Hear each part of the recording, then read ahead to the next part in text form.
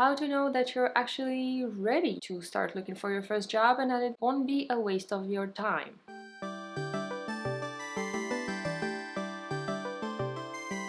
Hello, welcome to the This is the Web Developer's Experience of Going Through Interviews While Being on a Job Hunt series. I want to share some fun and maybe not so fun stuff that has happened while I was on my job hunt so that maybe we can all have a good laugh and prepare ourselves better for the next time. Episode 1. How to know if you're ready. This advice, I guess, is mostly for junior developers who are just searching for their first opportunity in the field. What can help you to know if you're ready to start looking for a job is to analyze your situation. Analyze where you are on your journey, how much you have learned so far. Think about how secure you are in some of your skills and some of your knowledge. Maybe check if you have a portfolio that reflects your skills and if the skills that you have are needed in the job market where you're going to apply to. While analyzing, I would suggest to stay away from statements such as I don't know 5 languages, or person A from my bootcamp knows way more than I do, because that's not the point.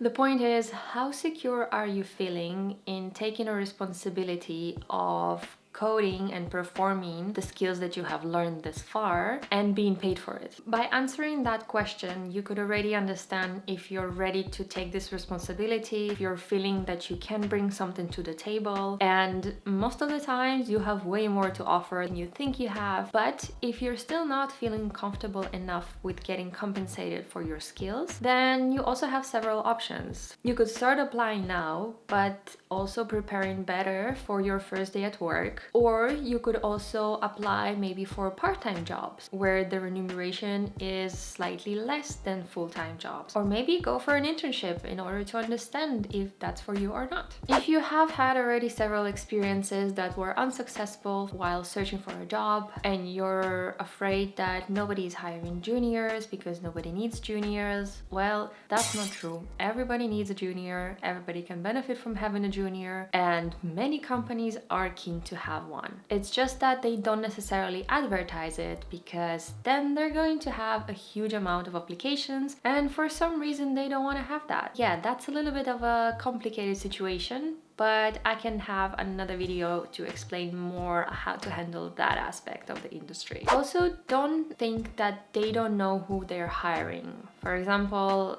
you feel that they expected way more of you than you have delivered. They thought you're gonna have a much stronger skill set. Well, if you didn't lie on your CV and you didn't lie during the interview, you have showed a portfolio that, sure, maybe not 100% of the project you coded all by yourself, but you have gone through most of it and some copy pasting here and there, then you should still have a solid skill set to present and to bring to work. But if the interviewers didn't read your CV or your interview was quite weird, then that's not necessarily your fault. Most companies, before the interview actually happens, your application goes through several stages, several phases, and if the HR didn't read it, team leader didn't read it, or maybe your teammate didn't read it, or whoever is responsible for reading the CVs and examining them didn't do their job, so not your fault. You cannot really consider that as a failure because of your skills. That's just incompetence on the company side.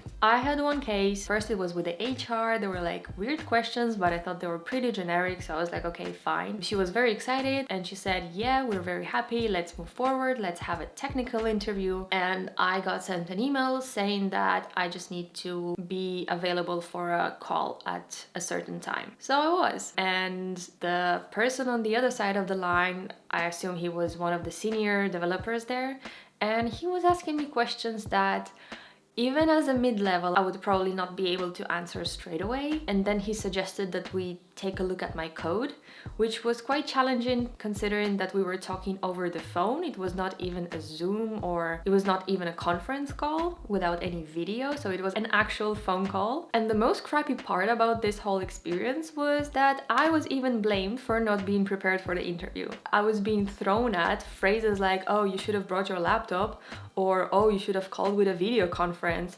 And I was like, buddy, you know what? We're not gonna work together. During the conversation, he mentioned that actually the recruiter or the HR, she was supposed to tell me all of that. And they were a small company. So if like 3 to 4 people cannot organize themselves, that's already kind of like a red flag. I didn't consider that as a failure. That was just a waste of time, pure waste of time. I just laughed at it a little bit, but it was sad because I kind of expected and I got my hopes high.